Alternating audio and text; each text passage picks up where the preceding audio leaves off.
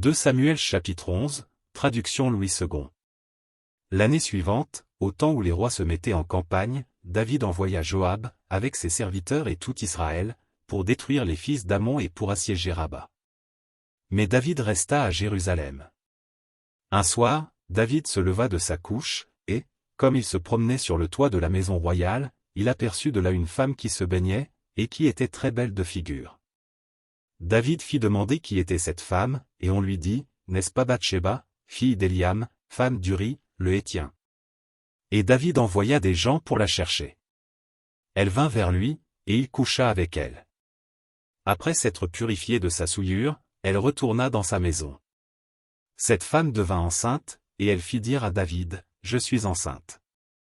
Alors David expédia cet ordre à Joab, envoie-moi Uri, le Héthien. Et Joab envoya Uri à David. Uri se rendit auprès de David, qui l'interrogea sur l'état de Joab, sur l'état du peuple, et sur l'état de la guerre. Puis David dit à Uri, descends dans ta maison, et lave tes pieds. Uri sortit de la maison royale, et il fut suivi d'un présent du roi. Mais Uri se coucha à la porte de la maison royale, avec tous les serviteurs de son maître, et il ne descendit point dans sa maison. On en informa David, et on lui dit, Uri n'est pas descendu dans sa maison. Et David dit à Uri, n'arrives-tu pas de voyage? Pourquoi n'es-tu pas descendu dans ta maison? Uri répondit à David, l'arche et Israël et Juda habitent sous des tentes, mon seigneur Joab et les serviteurs de mon seigneur campent en rase campagne, et moi j'entrerai dans ma maison pour manger et boire et pour coucher avec ma femme. Aussi vrai que tu es vivant et que ton âme est vivante, je ne ferai point cela. David dit à Uri, reste ici encore aujourd'hui, et demain je te renverrai. Et Uri resta à Jérusalem ce jour-là et le lendemain. David l'invita à manger et à boire en sa présence, et il l'enivra, et le soir, Uri sortit pour se mettre sur sa couche, avec les serviteurs de son maître, mais il ne descendit point dans sa maison. Le lendemain matin, David écrivit une lettre à Joab, et l'envoya par la main d'Uri. Il écrivit dans cette lettre, placez Uri au plus fort du combat, et retirez-vous de lui, afin qu'il soit frappé et qu'il meure. Joab, en assiégeant la ville, plaça Uri à l'endroit qu'il savait défendu par de vaillants soldats. Les hommes de la ville firent une sortie et se battirent contre Joab, plusieurs tombèrent parmi le peuple, parmi les serviteurs de David, et Uri, le Héthien, fut aussi tué. Joab envoya un messager pour faire rapport à David de tout ce qui s'était passé dans le combat.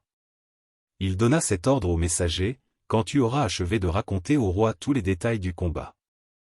Peut-être se mettra-t-il en fureur et te dira-t-il, pourquoi vous êtes-vous approchés de la ville pour combattre?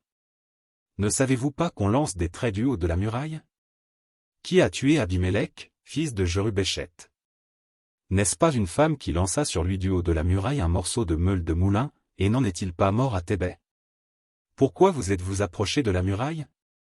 Alors tu diras, ton serviteur Uri, le Héthien, est mort aussi. Le messager partit, et, à son arrivée, il fit rapport à David de tout ce que Joab lui avait ordonné. Le messager dit à David, ces gens ont eu sur nous l'avantage, ils avaient fait une sortie contre nous dans les champs, et nous les avons repoussés jusqu'à l'entrée de la porte. Les archers ont tiré du haut de la muraille sur tes serviteurs, et plusieurs des serviteurs du roi ont été tués, et ton serviteur Uri, le Héthien, est mort aussi. David dit au messager, voici ce que tu diras à Joab, ne sois point peiné de cette affaire, car l'épée dévore tantôt l'un, tantôt l'autre, attaque vigoureusement la ville, et renverse-la. Et toi, encourage-le. La femme d'Uri apprit que son mari était mort, et elle pleura son mari. Quand le deuil fut passé, David l'envoya chercher et la recueillit dans sa maison. Elle devint sa femme, et lui enfanta un fils. Ce que David avait fait déplut à l'Éternel.